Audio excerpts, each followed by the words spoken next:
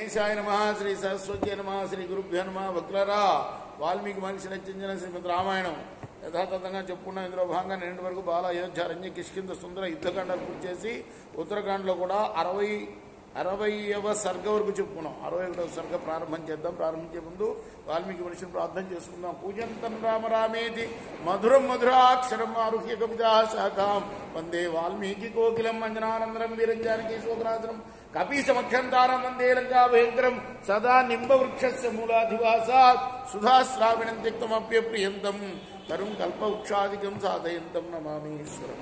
సద్గురు సాయినాథ్ సమర్థ గురు సాయినాథ్ మహారాజ్ की जय.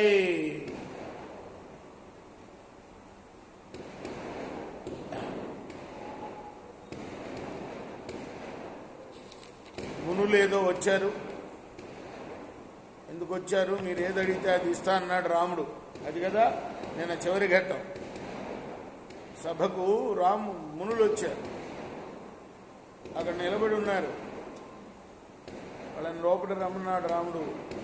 రాగానే వాళ్ళకి ఆసనాలు ఇచ్చి కూర్చోబెట్టి, అయ్యా తమరు వచ్చిన పని ఏంటి, అది ఏదైనా సరే నేను చేస్తాను అని ముందే వాగ్దానం ఇచ్చాడు.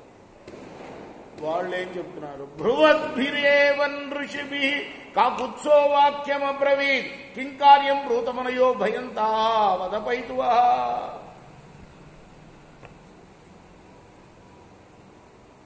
తథా బ్రువతి కాకుత్సే భార్గవో వాక్యమబ్రవీత్ భయానాం శృణుయన్మూలం దేశస్య చ నరేశ్వరా.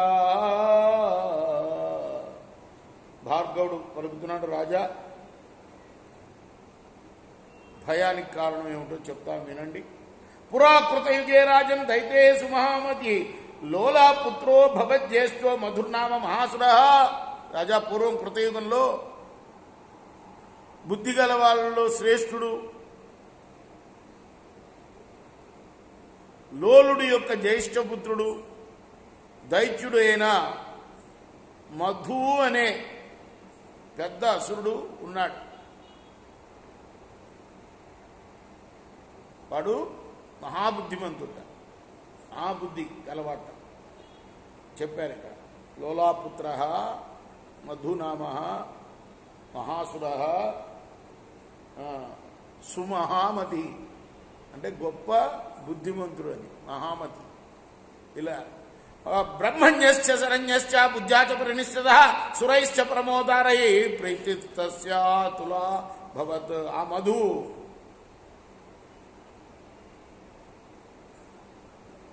చాలా మంచివాడు. ఎటువంటి మంచివాడు అంటే మహాబుద్ధిమంతుడని ముందే చెప్పారు. ఇంకా వివరిస్తున్నాడు. బ్రాహ్మణులను పూజించేవాడు, మంచి రక్షకుడు, సద్బుద్ధి గలవాడు, ఉత్తమ స్వభావం గల దేవతలతో మంచి స్నేహం కూడా ఉండేది ఆయన. స మధుర్వీర్య సంపన్నో ధర్మే చ సుసమాహిత బహుమానాచ్చ రుద్రేణ దత్తస్తస్యాద్భుతో వరః. ఆ మధు పరాక్రమంలో కూడా గొప్పవాడు, ధర్మంలో స్థిరబుద్ధి గలవాడు. రుద్రుడు అతని పట్ల గౌరవంతో గొప్ప వరం ఇచ్చాడు. శూలం శూలాద్వినిష్కృష్య మహావీర్యం మహాప్రభం దదౌ మహాత్మా సుప్రీతో వాక్యం చేయిత ఉవాచ తైతో ఉవాచ వాక్యం చైతత్ ఉవాచ.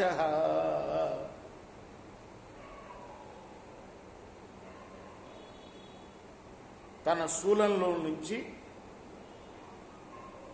మరొక శూలాన్ని బయటికి తీసి అతనికిచ్చి రుద్రుడు ఇలా అన్నాడు.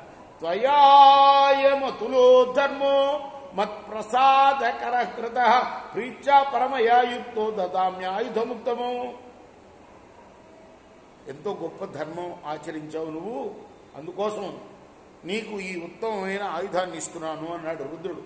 యావత్ సురైశ్చ విప్రైశ్చ న విరుధ్యే మహాసుర తావత్ శూలం తదేదం స్యాద్ అన్యథా నాశమేష్యతి. ముని, ఓ మహాసురుడా, నువ్వు ఎంతవరకు దేవతల విషయాలయందు బ్రాహ్మణుల విషయాలయందు ద్వేషం వహించకుండా ఉంటావో అంతవరకు ఈ ఖడ్గం నీదిగా ఉంటుంది.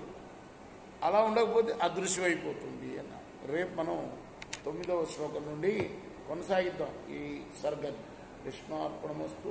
సాయి కృష్ణార్పణమస్తు.